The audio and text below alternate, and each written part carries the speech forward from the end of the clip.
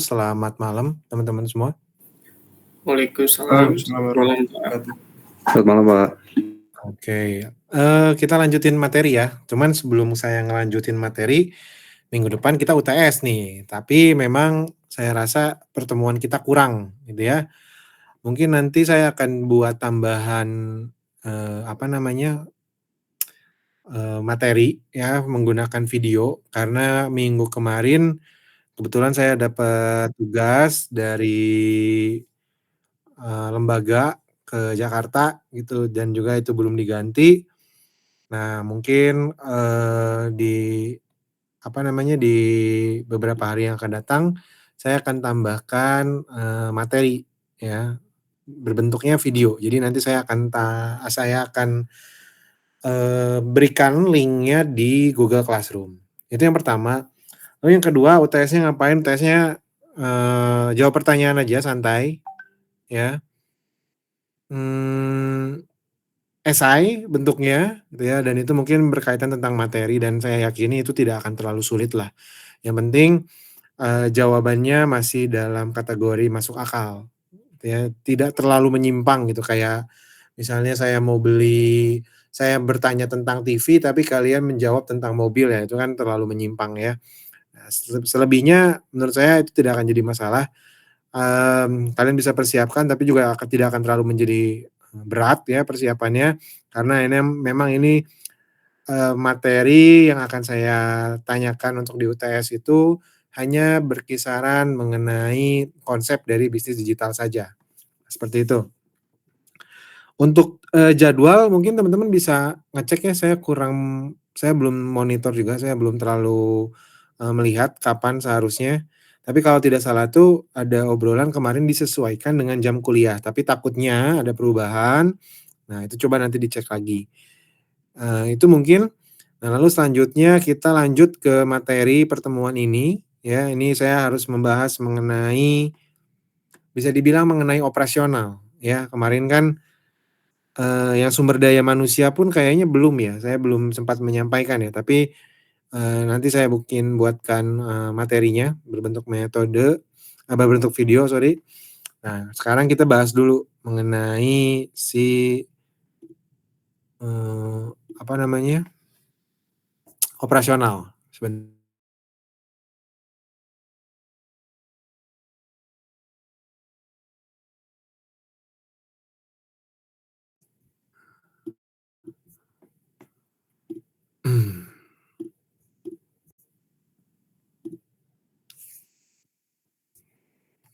Nah, oke. Jadi kita ngelihat sekarang sebenarnya fungsi dari digitalisasi yang dapat membuat operasional menjadi lebih efektif dan efisien. Tujuannya kan ya seperti hal yang kemarin sudah saya informasikan juga gitu ya, bahwa fungsi dari digitalisasi itu bisa dikategorikan sebagai tools, alat yang digunakan oleh manusia yang melaksanakan aktivitas. Nah, sekarang kita ngebahas mengenai operasional perusahaan. Sedikit cerita mungkin ya, saya nggak tahu nih di kelas ini atau di kelas satunya lagi, yang saya membahas mengenai, fungsi digitalisasi pada sumber daya manusia. Kalau sudah gitu ya, saya agak-agak terlupa soalnya mohon maaf teman-teman, ya berkaitan, dengan materi di minggu yang kemarin gitu ya. Gimana sih sebenarnya fungsi digitalisasi itu dikembangkan terhadap manusianya?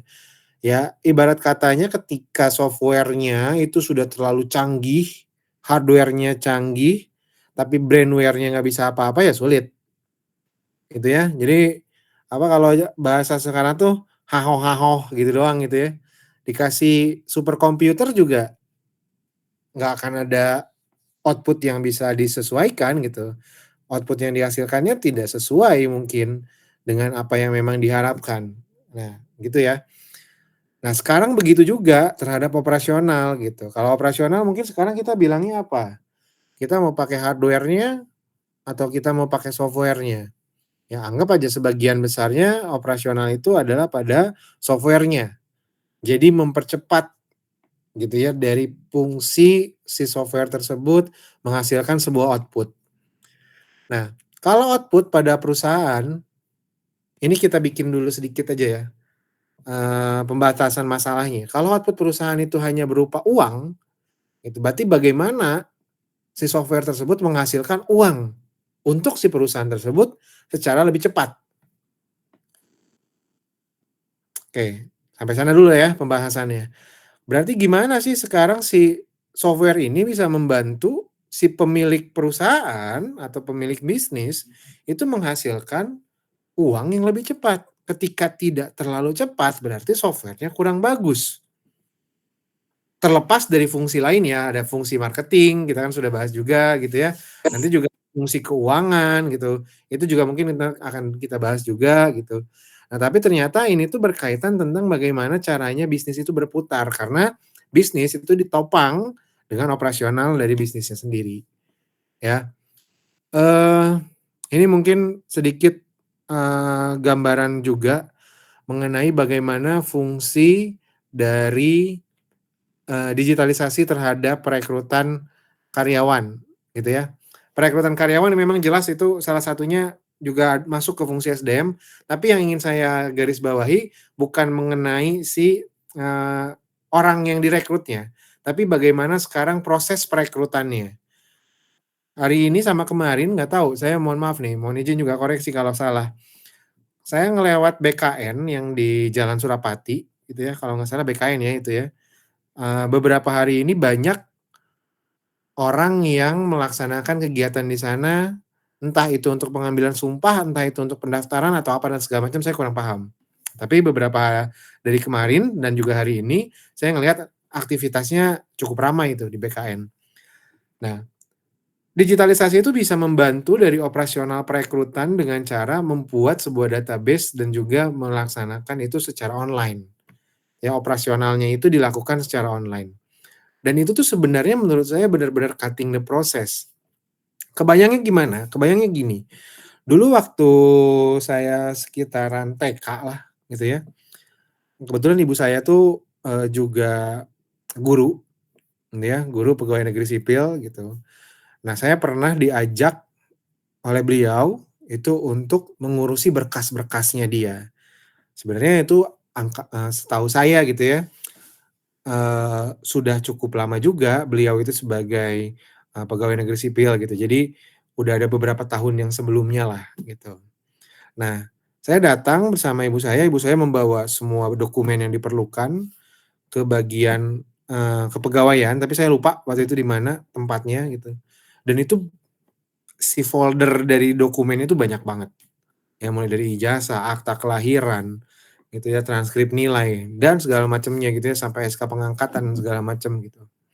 Dan itu saya harus ngantri teman-teman, saya ikut ngantri sama ibu saya. Lama kan ya, lama sekali dan itu juga proses verifikasinya juga kan satu-satu. Jadi kayak pendaftaran bukan pendaftaran lah, saya lupa lah ya apa itu namanya, entah itu kenaikan pangkat atau apa saya nggak tahu juga, pokoknya panjang. Mejanya itu diisi sama orang-orang yang banyak gitu, mejanya panjang, ada berapa pos dan segala macam. Dan itu kita ngantri di satu dulu, lalu yang kedua, yang ketiga dan selanjutnya. Sebentar ya.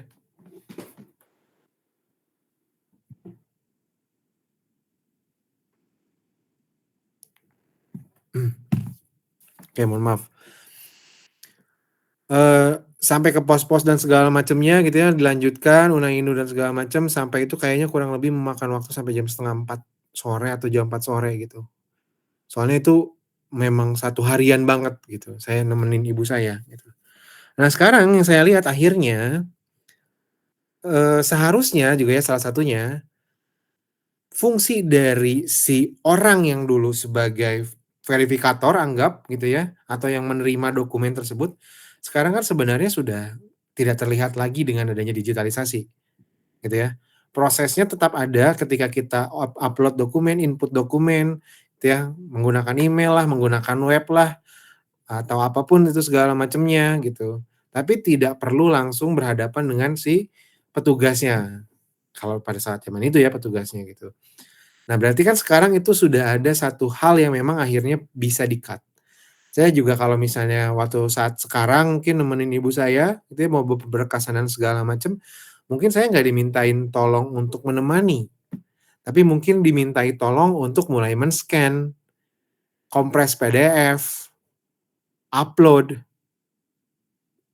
filling the details dan segala macam. Kayak gitu-gitu. Nah, itu adalah salah satu yang bisa kita terapkan terhadap sebuah operasional. Ya, tadi kasusnya yang memang saya lihat, yang saya ceritakan itu adalah mengenai, eee, perekrutan atau mungkin juga pendatabasean dari karyawan. Nah, kita sekarang lebih luas lagi, gitu ya. Jadi tidak hanya berkaitan tentang si rekrutmen, databasing dari karyawan dan segala macam lah. Tapi coba kita ngelihat lagi dari fungsi operasional secara general. Nah, ini yang saya rangkum ya. Jadi fungsi operasional itu apa aja, mencakup aktivitas inti perusahaan dalam menyediakan barang dan juga jasa. Oke, sekarang kita coba garis bawahi sedikit. Operasional aktivitas inti.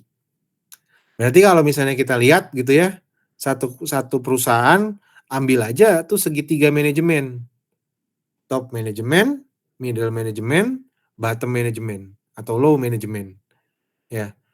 Itu kan sebenarnya semua prosesnya inti. Pak, kok bisa kayak gitu? Emang rekrutmen rekrutmen karyawan jadi aktivitas inti untuk menyediakan barang dan jasa? Ya, menurut saya sangat-sangat jelas, gitu ya.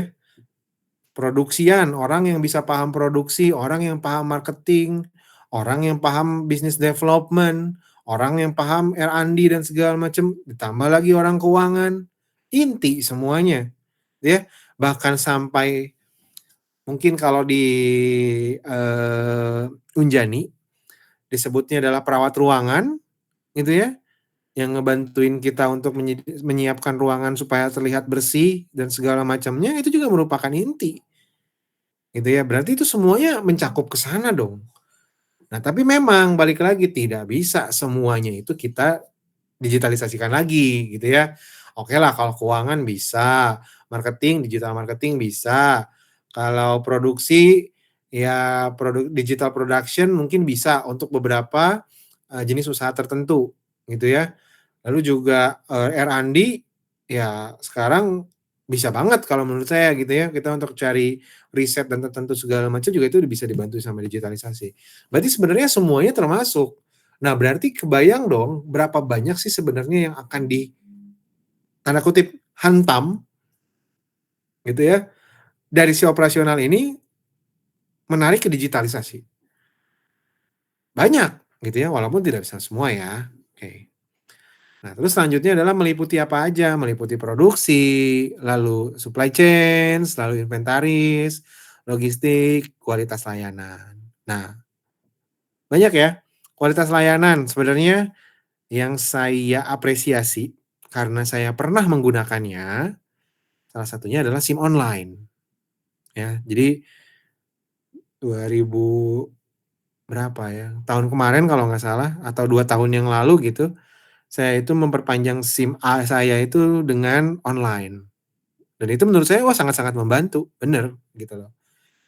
Tidak ada lagi, apa ya, seseran sana sini, nggak perlu bayar parkir yang di sana cukup mahal, dia tidak perlu mengantri begitu panjang, saya cuman cukup ada ada aplikasinya dan itu digunakannya menggunakan handphone ya, bukan menggunakan laptop.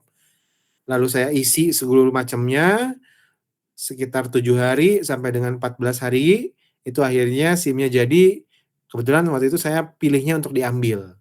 Saya ambil, nggak perlu pakai ngantri juga ngambilnya udah jadi. Nah itu adalah menurut saya salah satu hal yang sangat relevan untuk tinggal di Indonesia, ya, berkaitan tentang digitalisasi itu, karena saya pernah merasakannya.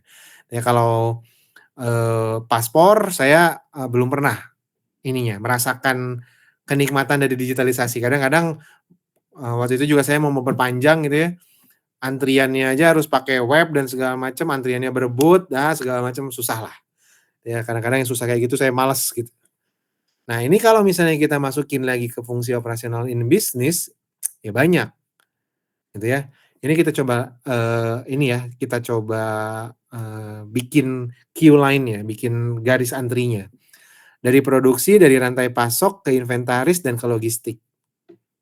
Nyambung banget kalau kualitas layanan nantilah, kita bisa coba itu sampingkan sedikit. Kita produksi, ya. Kita mau ambil bahan baku. Kita ada teori namanya just in time theory. Gimana caranya untuk bisa meminimalisir terjadinya penumpukan dan juga terjadinya tambahan cost atau add cost-nya terhadap, bahan baku atau persediaan. Ya, mungkin teman-teman bisa paham lah. Terus kita ada rantai pasok. Ya, rantai pasok itu berarti bagaimana caranya dari awal ketika ini menjadi seorang, produksi gitu ya, yang memproduksi, lalu dialirkan terhadap si supplier, ya supplier mungkin akhirnya ke agen atau apa segala macam, sampai akhirnya nyampe ke, masyarakat, ya. Dan sekarang juga mungkin beberapa hal dari rantai pasok itu sudah pakai elektronik SCM. Saya kemarin baru membaca beberapa jurnal penelitian mengenai elektronik SCM, supply chain management, tapi yang memang dalam produk digital, gitu ya. Saya juga masih belum terlalu terbayang karena memang itu bukan, bidang yang saya dalami, gitu ya. Tapi menurut saya menarik, gitu. Karena itu ada teknik-teknisnya, gitu ya. Dan itu kebetulan saya suka, yang kayak gitu-gitu. Lalu inventaris. Nah, inventaris juga semisal yang paling gampang itu adalah kalau kita, ini ya, kita pakai, VR atau AR, ya, virtual reality atau augmented reality terhadap aset, gitu. Saya pernah ngelihat itu di mana ya, kalau nggak salah itu pada saat itu tuh di Hyundai atau di pabriknya BYD.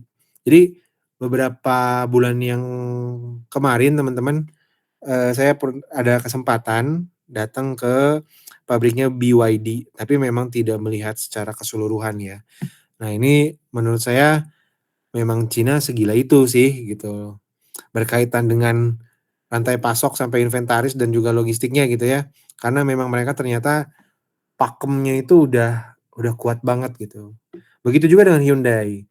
Kalau Hyundai saya dikasih lihat produk lainnya, jadi line produksinya itu saya dikasih lihat gitu. Gimana robotiknya mereka membantu dan segala macam, ngelas secara presisi ya, mesin-mesin kayak gitulah ya, gitu. Nah, tapi memang saya ketika pada saat itu ya ternyata memang perkembangan dari si ilmu SCM ini dibantu juga dengan ya ada sangkut pautnya lah ya dengan digitalisasi dan ya saya harus kasih kasih garis miring digitalisasi dan Internet of Things lah, IoT-nya gitu ya. Itu benar-benar dimanfaatkan gitu ya. Ternyata memang kenapa sedikit saya tahu kenapa akhirnya BYD bisa bersaing harganya ya karena memang mereka itu bisa menekan cost efisiensinya tuh sebesar itu gitu loh. Semisal contohnya, gini, ini mungkin terjadi pada budaya Indonesia ya, ini juga saya akhirnya benar-benar terbuka lah sedikit gitu.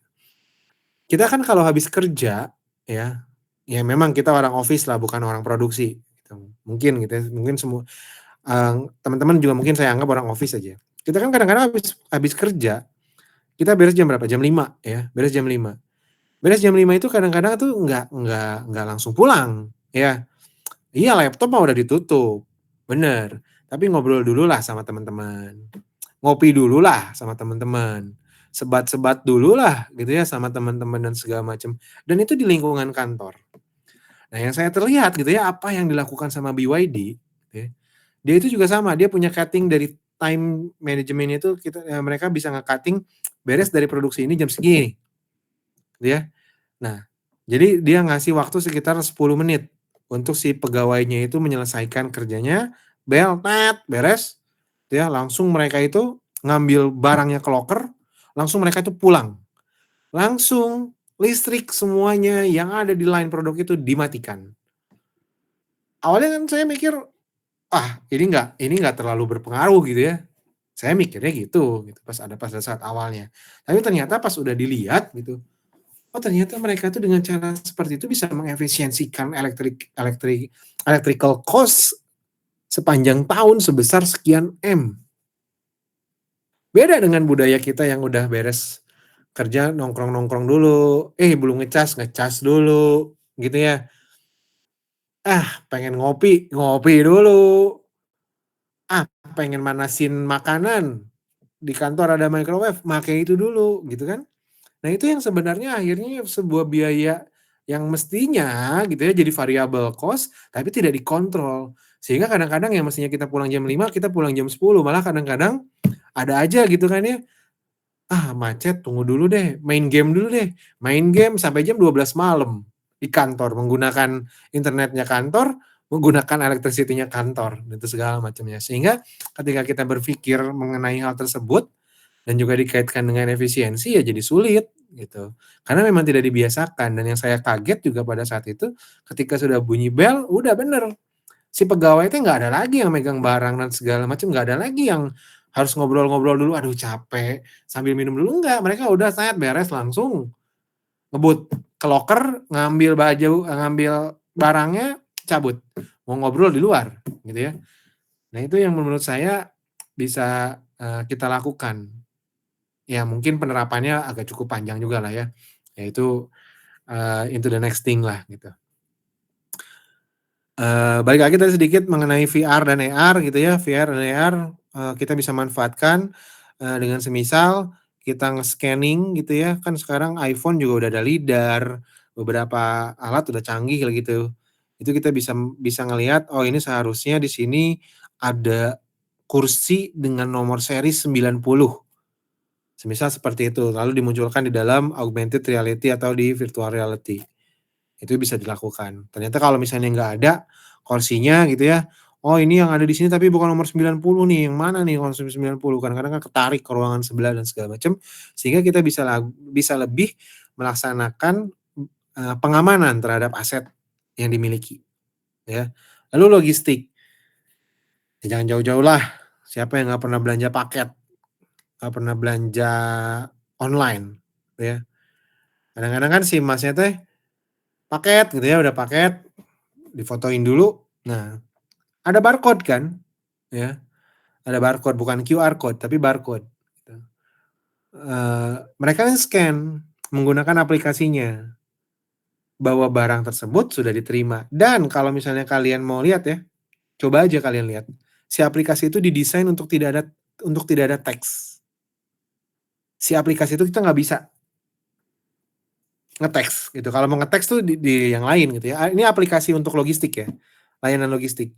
Makanya kalau misalnya kalian lihat, si sortir gitu ya, itu tuh mereka nggak ngelihat barang mana dan segala macam gitu. Scan aja barcode-nya, tet tet tet, itu untuk updating ya, kalau dulu namanya electrical EDI ya, electronic data interchange gitu ya, bahwa si barang tersebut menyebutkan, ini dia di sini nih posisinya nih gitu. Makanya kalau kita ngelihat resi kita kok nggak gerak-gerak, ada di sana dan segala macam gitu ya, ya mungkin keselip di DC cakung tuh. Nah, itu bisa jadi seperti itu. Ya lalu kualitas layanan jelas, sekarang yang ada yang namanya, apa ya, chatbot gitu ya, lalu, ya mesin penjawab otomatis ya chatbot itu, lalu juga layanan, telepon yang dijawab oleh mesin gitu-gitu ya, apa ya namanya saya lupa. Nah, itu juga bisa dilakukan dengan adanya digitalisasi.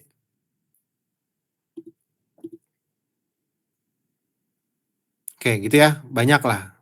Ya semisal ada aduan pelanggan menggunakan chatbot WhatsApp pun menurut saya itu sudah fungsi dari digitalisasinya sudah masuk. Nah, oke seperti itu. Kalau yang tadi fungsi operasionalnya, nah kalau sekarang definisinya dari digitalisasi operasional. Apa yang tadi saya tambahkan ditambah dengan proses digitalisasi. Ya, jadi ada tambahan teknologinya, ada juga tujuannya untuk meningkatkan efisiensi dan akurasi dari operasi bisnis, ada juga yang itu untuk mempermudah gitu ya, mengurangi si cost, karena kan kayak tadi contohnya ketika harus ada verifikator dari satu pendaftar itu harus punya verifikator berapa ketika mau masukin lamaran gitu ya, dan juga berapa banyak yang akhirnya nggak perlu diketik-ketik gitu. Saya kebayangnya kan barcode itu kan setiap barcode itu biasanya ada terjemahannya itu kan dia angka ya gitu. Tapi angkanya yang angka non biner. 82 dan segala macam kayak gitu, bukan 0101 gitu ya. Kebayang dong kalau misalnya kita ngelihat ini paket siapa, ini paket namanya buat Ali. Nomor resina sabaraha 345 288 wah mending kalau misalnya langsung bener. Kalau salah, prosesnya kelamaan gitu ya. Jadinya nggak bisa ada yakin esok sampai gitu. Kalau di JNE ada yakin esok sampai gitu kan ya. Ini kelamaan masukin nomor resinya. Sekarang udah ada barcode, scan udah langsung. Dan itu tuh memang setahu saya memang didesain tanpa teks. Jadi mereka tuh hanya memainkan si barcode-nya itu untuk nge-scanning dan ngelacak posisi. Kayak gitu ya. Nah, ini contoh-contohnya ERP, IoT, AI, sistem otomatisasi dan juga big data. Nah, ini big data juga menarik ketika kita gunakan gitu ya. Tapi sekarang itu juga banyak orang yang mengartikan in my opinion big data is a things gitu ya. Big data is a things gitu. Tetapi untuk apa lanjutannya dari data tersebut ya perlu dipertanyakan gitu. Kalau datanya tidak jadi apa-apa ya buat apa gitu. Nah, ini yang kadang-kadang tuh ini juga terjadi nih sama mahasiswa-mahasiswa S1 reguler pagi gitu ya. Nggak tahu ini terjadi sama kalian atau enggak. Jadi mereka itu suka banget ketika saya kuliah offline, mereka tuh motoin materinya. Slide-nya tuh dipotoin. Itu udah proses digitalisasi ya. Itu sudah proses digitalisasi. Jadi mereka tuh motoin materinya. Gitu. Terus terkadang di sebelum UTS gitu ya, Pak saya minta dong materinya yang kemarin. Bukannya kalian udah motoin. Jadi apa fungsinya kalian motoin gitu, menuhin iCloud aja. Nah, itu juga harus dipertanyakan sebenarnya ya. Nah, itulah contoh sedikit. Kalau ada yang ditanyakan atau ada yang memang langsung ingin dikonfirmasi, jangan tunggu saya beres, nggak jadi masalah ya teman-teman. Kalian langsung open mic aja, langsung dipotong aja, saya nggak apa-apa. Teori is a teori, teman-teman. Ini manfaat digitalisasi operasi berdasarkan teori, gitu ya. Tapi menurut saya ini lebih panjang lagi, gitu. Kenapa? Karena sekarang digitalisasi itu bisa dimanfaatkan mengenai SDGs, sustainability, gitu. Apa contohnya dari digitalisasi yang bisa dimanfaatkan terhadap SDGs?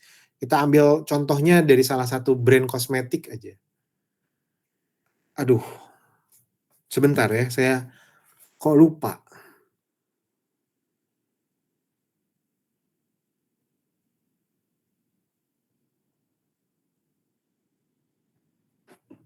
Saya lupa, sebentar. Body Shop. Nah, itu dia. Mereknya Body Shop. Mereka memanfaatkan SDGs terhadap digitalisasi dengan cara ketika kita beli produknya, kita bawa kemasan kosongnya, ya, kemasan kosong yang dikembalikan kepada outlet Body Shop. Ketika kita punya member, kita dapat poin. Ya. Nah, itu menurut saya adalah salah satu kecenderungan dari digitalisasi. Kalau yang kayak gini-gini mah ya normatif. Yang ada di slide ini normatif gitu. Ini alat bantu aja. Nah, tapi lebih lanjut lagi dari digitalisasi itu banyak juga gitu yang bisa digunakan gitu. Salah satunya contohnya tadi ya Body Shop itu gitu. Mendukung SDGs dengan cara reduce, recycle, reuse gitu ya. Nah, kita dapat keuntungan nggak? Dapat keuntungannya. Keuntungannya apa? Keuntungannya berarti kita mendapatkan poin, yang poin tersebut mungkin bisa ditukar dengan salah satu produk lainnya atau misalnya menjadi diskon atau apa dan segala macam. Coba kebayang nggak kalau misalnya belum ada digitalisasi, tapi si Body Shop ingin melaksanakan hal tersebut. Ketika saya belinya di Pascal 23, tapi saya kembaliinnya di PVJ, poin saya terhitung di mana? Terus saya lagi ke Bali, lagi kebutuhan lagi ke Bali segala macam, butuh sunscreen gitu ya. Mau beli di Body Shop, saya bilang saya ada poin tuh. Tapi nama Bapak nggak pernah ada di sini. Wah, percuma kan ya. Nah, dengan adanya kayak gitu, itu bisa membantu kita itu lebih fleksibel untuk beli dimanapun dan segala macam. Kayak gitu-gitu. Ya. Lalu selanjutnya, apalagi? Inilah ya, manfaat digitalisasi yang saya rasakan lah ya. Di Apple di Apple ecosystem, saya nggak tahu nih, sorry, kalau di Windows atau di Android ada nggak? Mestinya ada lah, karena itu nggak eksklusif. Di Apple ecosystem ada aplikasi mengenai password, ya. Semua password yang memang kita rasa perlu, kita bisa masukin di sana. Itu. Tapi, nah tapinya nih, yang saya rasakan ketika saya nggak bawa handphone saya bawanya laptop saya doang, saya masih bisa buka password itu sesuai dengan apa yang saya tuliskan di iPhone. Ya, saya nggak bawa laptop, saya nggak bawa handphone, tapi saya pakai iPad, saya bisa mengakses itu.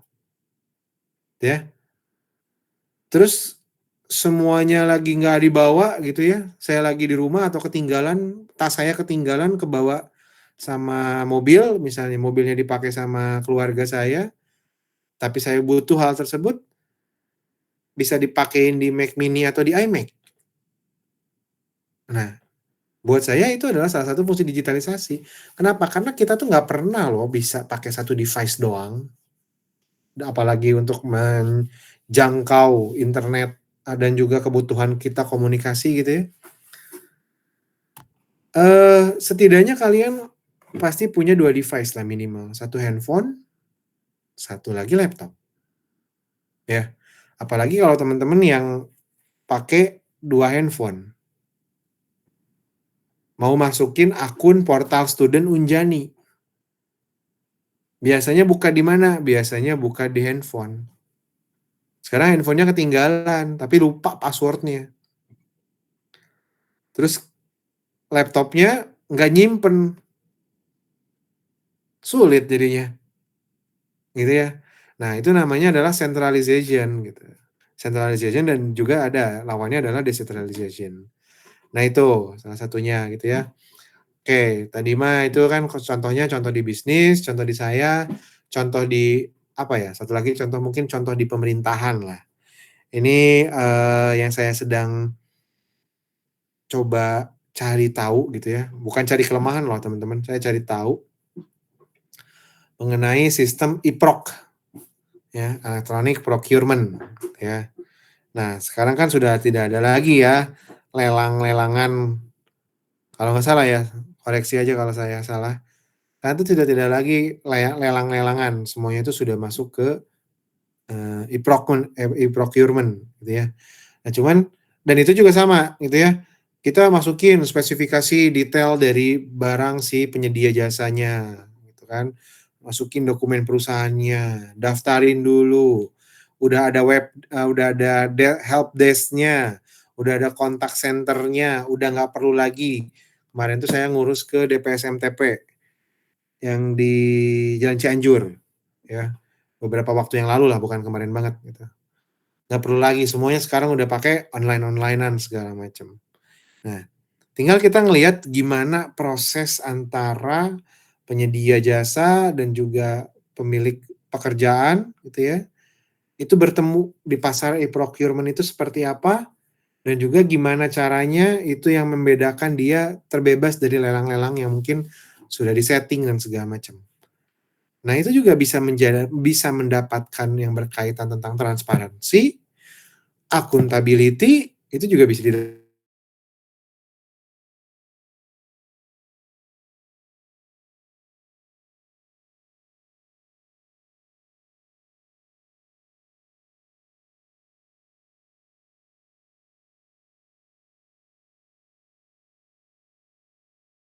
IoT, chatbot, big data, warehouse management system. Nah, yang warehouse management system,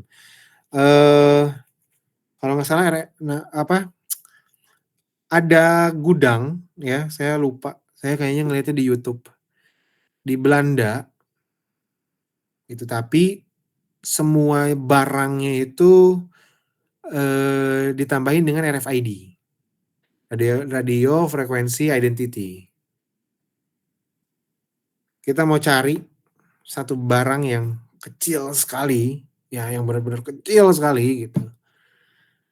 Kalau ada RFID, katanya kita tinggal cari aja. Ini memang nama barangnya apa atau kode barangnya apa. Ini kode barangnya. Kita nggak perlu lagi sampai cari-cari ke kerak yang mana itu satu-satu nggak perlu. Karena udah langsung dapat. Nah ini yang tidak pakai RFID ada nggak? Ada. Salah satu contohnya adalah IKEA. Nah, ada yang sering olahraganya di IKEA, bukan belanja ya. Di IKEA mah olahraga, jalan kaki. Nah, kita kan bisa lihat dari si display-nya dia, terus kita catat gitu ya, si kode barangnya. Nah, nanti ketika kita turun untuk ngambil barangnya, sekalian mau bayar gitu kan, kita tinggal lihat aja nih. Oh, si barang ini tuh ada di rak sekian, tingkat sekian, lokasinya ini. Nah, itu juga salah satu warehouse management system. Itu tidak digitalisasi, yang barusan contohnya IKEA ya. Tapi yang digitalisasi bisa nggak? Ya, bisa banget. Gampang banget gitu ya. Sekarang mah bisa pakai RFID, bisa pakai chip apa yang saya tuh lupa namanya itu. Untuk mendeteksi gitu, jumlah barang ini berapa, lokasinya ada di mana. Oke, ini contoh-contohnya. Ya tambah satu lagi aplikasi lah ya, aplikasi-aplikasi yang memang membantu gitu. Nah ini yang tadi saya contohin gitu ya.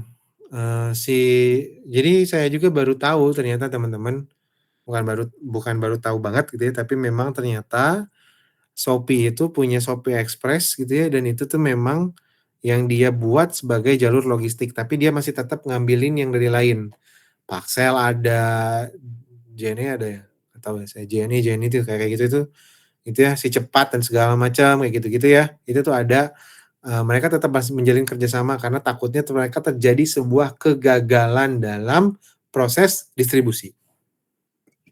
Saya nanya waktu itu tuh, saya nanya sama kepala kantornya ya, "Pak, kenapa Pak kita harus pakai sistem dari si sorting dokumen, sorting kayak gini ya, logistik kayak gini dan segala macam?"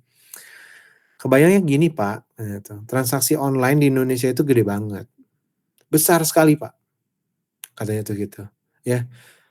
Kebayang kalau misalnya saya tidak punya backup dari si proses logistik tadi. Satu hari simpen aja barang di sini Pak, berapa banyak lagi barang yang akan datang dan belum tentu gudang tersebut itu bisa menampung seluruhnya. Kalau tidak tertampung Pak seluruhnya, akan banyak risiko muncul dari kehilangan barang, gitu ya, dari rusaknya barang, dari tercecernya atau hal apapun ya berkaitan dengan human error atau non human error, risikonya berkaitan dengan kerugiannya berapa banyak yang harus kita tanggung Pak. Makanya kita perlu. Jadi walaupun ternyata ada Shopee Express, mereka tetap bekerja sama gitu ya. Dan itu tuh bukan hanya di e-commerce Shopee doang, Tokopedia, Blibli dan segala macam pun sama gitu. Malah ada yang memang benar-benar kalau nggak salah tuh Blibli ya. Malah ada mereka tuh yang benar-benar itu tuh semuanya mempercayakan kepada pihak ketiga aja pokoknya si logistiknya. Dia nggak mau tahu gitu. Blibli mah hanya sebagai platform. Bisnisnya nanti untuk ngirimin barang dan segala macam ono-ononya ya nggak tahu, rusak juga bukan beli-beli yang tanggung, ada yang kayak gitu. Terus selanjutnya real time inventory tracking ya sama aja kalau kalian lagi punya paket coba aja lihat yang sedang dikirim sekarang posisinya ada di mana. Kayak gitu ya, dashboard monitoring untuk mitra logistik. Nah ini juga contohnya sama. Kan adanya 3 pihak ya dari si e-commerce itu. Ada Shopee, ada pembeli, ada penjual. Ya tambahin lagi anggapannya si mitra logistik. Ya. Si Shopee kapan mereka akan mengkategorikan atau akan, mengkapitalisasi si pendapatannya? Apakah ketika kita langsung transfer mereka sudah langsung mengkapitalisasi pendapatannya? Enggak ya, kan secara PSAK nggak bisa kayak gitu. Harus selesai dulu gitu ya, dan ini ada 4 nih, ada 4 pihak. Si penjual, si pembeli, si Shopee, si pengirim. Penjual ngirimin barang, pembeli bayar, penjual ngirimin barang, kan ya. Si logistik ngirimin barang. Kapan mereka bisa mengkapitalisasi, pendapatan mereka? Ketika si pembeli sudah menekan kata selesai. Tuh, semuanya udah beres. Ya, sudah terrealisasi akhirnya pendapatannya, si penjual bisa dapat uangnya, si Shopee dapat biaya layanannya, si pengirim logistik dapat ongkos kirimnya. Kayak gitu ya. Bayangkan kalau sehari itu 100 juta transaksi, nggak pakai kayak gitu, wah nggak ada yang mau jadi accounting. Seperti itu ya. Nah, tadi ada juga tantangannya, bukan hanya manfaat. Nah, tantangannya apa? Nah, ini salah satu contohnya. Pertama, teknologi itu tuh memang mahal, teman-teman. Tuh, walaupun sekarang sudah banyak apanya ya, pilihannya lah, kayak gitu ya. Sudah banyak pilihannya, sudah cukup banyak lah pilihannya. Jadi kita tuh selalu punya barang substitusi.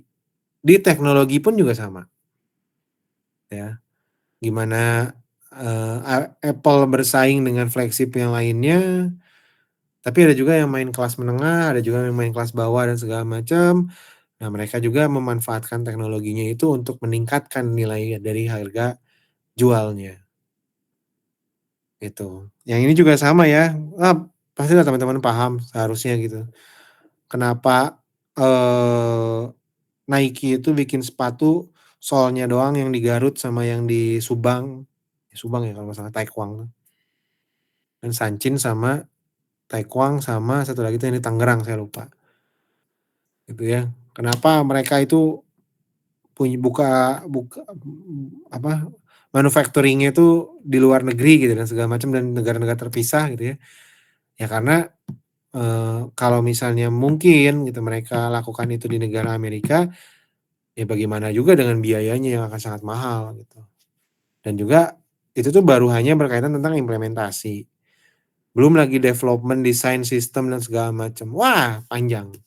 Makanya mahal. Teknologi mahal itu karena memang mereka memiliki nilai tambah dari teknologinya untuk menghasilkan keuntungan yang besar gitu. Apalagi kan kalau orang bilang kan kalau software kan sekali beli. Software itu sekali beli, berlakunya sampai puluhan tahun juga bisa gitu.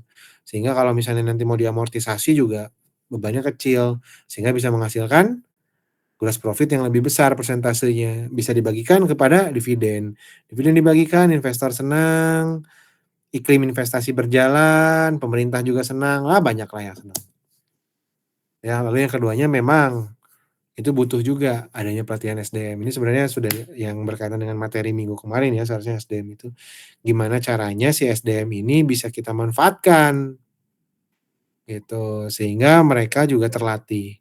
Nggak cuman punya handphone bagus tapi hanya untuk scrolling-scrolling, tapi bisa menghasilkan sesuatu. Lalu selanjutnya adalah tantangannya ketika pindah dari sistem. Pindah sistem dari manual ke digital itu banyak banget orang-orang yang resisten terhadap perubahan, teman-teman. Gitu. Kenapa? Karena menurut saya mereka tuh kurang literasi. Ya, jadi nggak salah juga gitu ya. Lalu selanjutnya adalah tantangannya adalah keamanan data operasional.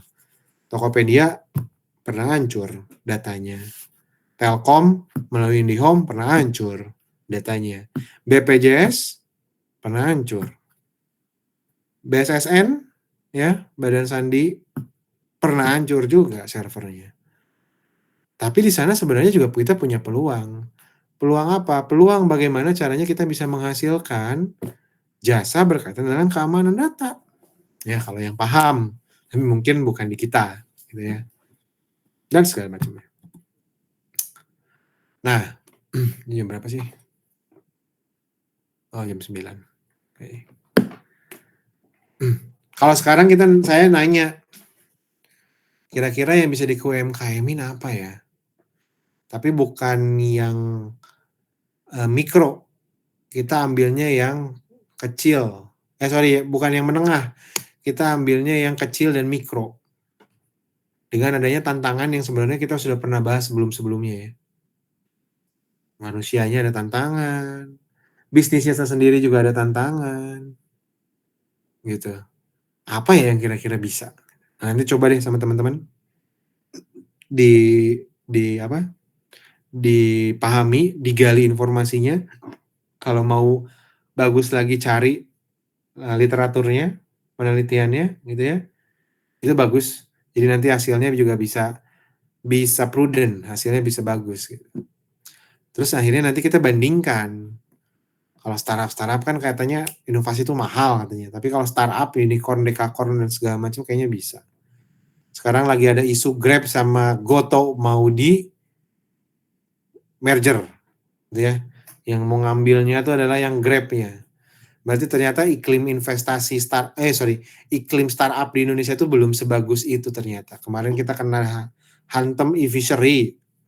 Sebelumnya kena prank sama Bukalapak, tapi katanya Bukalapak tuh saya kemarin baca laporan keuangannya, gara-gara dia jual pulsa dan juga dia jual voucher game, banyak ini juga gitu ya, maksudnya bagus juga si efisiensi biayanya, katanya kerugiannya bagus lah gitu. Jadi maksudnya nggak terlalu rugi banget, belum untung tapi nggak terlalu rugi banget dan bisa mangkas rugi banyak banget katanya seperti itu. Ya, sama dibandingkan dengan perusahaan-perusahaan besar. Perusahaan-perusahaan besar anggap aja Astra, gitu ya, Indofood. Kalau di bidang keuangan mungkin perbankan kayak gitu-gitu. Yang sebenarnya mereka mah sudah menggunakan digitalisasi. Gitu. Nah terus kalau di UMKM di bidang operasionalnya itu kira-kira di mana tuh yang bisa kita digitalisasikan? Terlepas dari segala macam hambatannya. Ini mah nggak perlu lah ya. Ini mungkin nanti coba kalian mungkin nanti kalau coba kalian cari, siapa tahu ini soalnya gitu ya. Kalau ini soalnya kan kalian tinggal udah tahu nih, copy paste aja. Oke, teman-teman. Ada yang ditanyakan, teman-teman?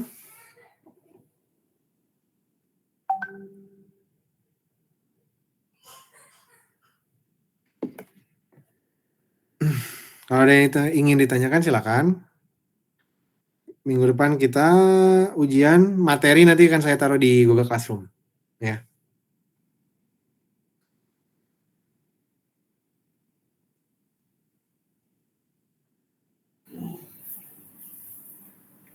Izin Pak. Ya, silakan Mas Davan Dika. Iya Pak. Saya kan ini Pak melihat fenomena akhir-akhir ini ya Pak untuk UMKM. Kalau menurut saya sih ini sepele sih, tapi berdampak besar Pak. Kayak keris itu Pak. Oh iya.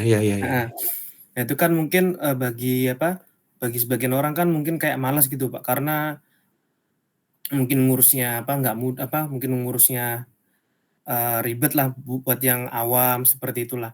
Cuman kalau setelah diurus itu tuh sangat mempermudah sekali sih Pak. Dan bahkan kalau saya lihat baca-baca beritanya tuh sampai berpengaruh ke ekonomi global sih Pak. Karena kan kalau yang saya tahu, kris itu kan untuk perputaran uangnya kan kembali ke negara lagi ya Pak ya. Itu sih Pak. Jadi ternyata kris ini bisa berpengaruh sebesar itu ya Pak. Itu sih Pak. Oke, terima kasih Mas Davandika. Ini bisa jadi jawaban yang tadi tuh, pemanfaatan kris di dalam UMKM ya. Kalau yang perusahaan besar kan memang ya udahlah ya gitu. Mungkin mereka mau lebih canggih deui sebenarnya nggak tahu apa gitu. Ya memang benar. Kris itu kan yang kalau kalian yang masih suka nonton YouTube ya, coba lihat si Raymond Chin tuh, dia bikin kontennya juga mengenai itu gitu. Dan saya pernah mempelajari bagaimana desain sistem dari si kris tersebut gitu ya sebenarnya. Kan itu sampai katanya si Trump aja kesel gara-gara kris gitu ya. Karena Visa, Mastercard yang memang asli Amerika Itu sekarang tuh sudah tidak terlalu laku lagi. Dan ini jujur teman-teman, jujur ya. Buat saya tuh punya beberapa rekening bank. Wajar ya, kenapa ya? Karena dulu pernah kerja di sini harus rekeningnya ini, gitu ya. Pindah kerja, bikin rekening baru dan segala macam gitu ya. Nah, jadi saya punya beberapa ininya ya, beberapa rekening bank. Tapi yang saya punya ATM-nya itu cuma satu, teman-teman. Itu cuma satu yang saya punya ATM-nya. Kan ATM tuh ada Visa, ada Mastercard ya, gitu. Terus saya bawa ATM. Mau ngambil cash. Yang saya lakukan nggak pakai ATM. Tarik tunai dulu aja di handphone. Gitu kan ya. Mau tarik tunai di ATM ini senilai sekian, udah masukin kode, gampang banget. Kenapa? Karena ternyata kalau teman-teman coba ya, kalian riset ya.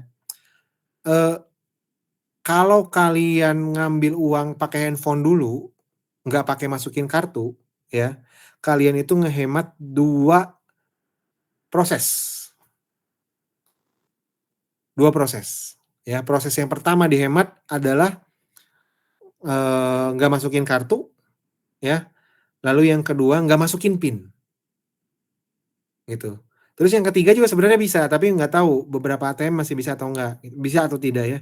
Nggak perlu lagi ngemencet untuk mau milih uang yang mana, mau yang diambil. Kan udah di handphone, ya. Jadi di ATM tuh cuman tarik tunai tanpa kartu, masukin nomor handphone, masukin kode, udah clear, cuman 3 tahap. Seharusnya lebih cepat. Dan kita juga bisa bikin itu menjadi sedikit keamanan ya, karena apa? Karena kalau kita buru-buru, kita nggak akan ketinggalan kartu. Lalu yang kedua, kalau ada yang iseng nempelin tusuk gigi supaya kartunya nggak keluar, ya kita mah nggak akan punya risiko tersebut. Nah, kita mah pakai handphone, gitu ya. Nah, itu yang mungkin bisa dicoba. Kok bisa? Itu berbagi pengalaman ya, kok bisa dicoba kali. Nah, fenomena yang lainnya tadi benar juga mengenai KRIS. KRIS itu kan memang alat pembayaran yang diresmikan sama Indonesia, sama Bank Indonesia. KRIS itu milik Bank Indonesia. Sama seperti BI Fast, ya. Itu adalah programnya si Bank Indonesia. Nah, betul, muternya di Indonesia lagi. Kenapa muternya di Indonesia lagi? Ya memang itu yang diciptakannya sama orang Indonesia gitu ya. Dan kenapa akhirnya bisa sebesar itu teman-teman? Karena kebayang dong sekarang anak SD ya, kemarin tuh saya promosi ke BPK Penabur ya, anak SD bayarnya pakai KRIS. Bayangin, anak SD kelas 4, kelas 5 mungkin ya. Terus kalian, tapi saya pernah nanya teman-teman, ini sorry, saya keingetan, berbagi cerita aja sedikit. Saya nggak tahu benar nggak tahu enggak, pernah nanya, ada nggak yang belum pernah belanja pakai KRIS? Itu di mahasiswa Unjani. Dan ada loh ternyata. Ya nggak salah gitu ya, tapi menurut saya, wow luar biasa banget. 1/100 mungkin. 1 dari 100 mungkin yang kayak gini-gini. Ternyata ada yang belum pernah belanja pakai KRIS gitu, jadi pakai cash-cash-an terus gitu ya. Mungkin dia punya paham yang berbeda mengenai hal itu, ya kita nggak bisa menyalahkan gitu. Nah, kalian juga kan mungkin banyak gitu ya, belanja tuh pakai KRIS, apa dan segala macam.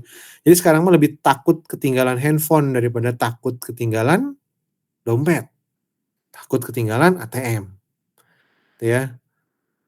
Nah, itu kan jadi sebenarnya, fungsi digitalisasi juga, gitu ya, yang dimanfaatkan sebagai alat skema pembayaran, dan itu juga akhirnya diterima sama masyarakat Indonesia.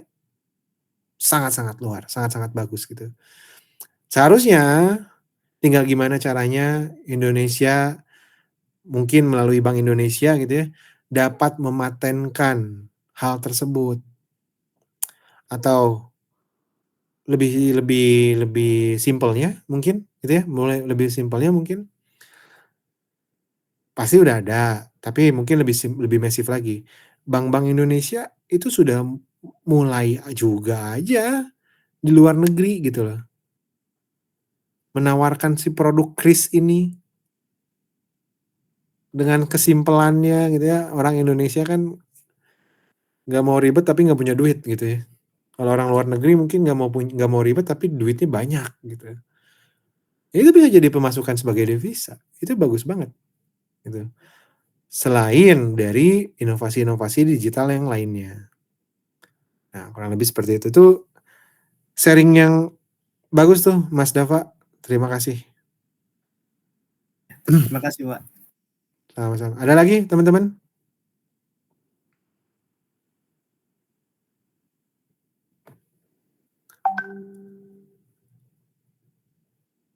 Wes nggak ono. Kalau wes nggak ono ya turu aja udah ini. Oke, jadi teman-teman, minggu depan kita UTS ya. Nah, kalau UTS jangan telat. Nah, karena waktunya sempit. Terus yang kedua, maksimalin waktunya ya. Maksudnya maksimalin tuh kalaupun kalian sedang ada pekerjaan tapi masih bisa disambi ngerjain UTS sebentar, nggak apa-apa. Karena masalahnya saya tuh nggak bisa ngasih UTS ini take home. Masalahnya itu. Kalau boleh kan enaknya minggu depan aja kumpulin gitu. Nah ini masalahnya ini nggak boleh. Gitu ya. Saya nggak dapat izin tuh, untuk melaksanakan UTS take home. Gitu. Kalau misalnya memang benar-benar nggak bisa banget, yang ada tugas yang nggak bisa kegeser gitu dari tempat kerja, ya nggak apa-apa kontak saya aja gitu. Nanti Pak mau izin gini-gini dan segala macam gitu-gitu. Nanti kita atur supaya teman-teman juga nggak harus ikut ujian susulan. Nah intinya itu, ya. Tambahan mungkin nanti saya akan nambahin materi di Classroom. Lalu yang keduanya mungkin nanti saya nambahin juga video pendamping pembelajaran. Tapi saya yakinkan mata kuliah ini tidak akan terlalu berat ya untuk UTS-nya. Itu aja dulu teman-teman. Ya udah jam 9:15. Saya rasa kita cukupin dulu aja di sini. Terima kasih atas waktunya, terima kasih atas kesempatannya mau mendengarkan saya menjelaskan. Kita ketemu lagi di lain kesempatan. Wabillahi taufiq wal hidayah. Wassalamualaikum warahmatullahi wabarakatuh. Selamat malam teman-teman semuanya. Terima kasih, Pak.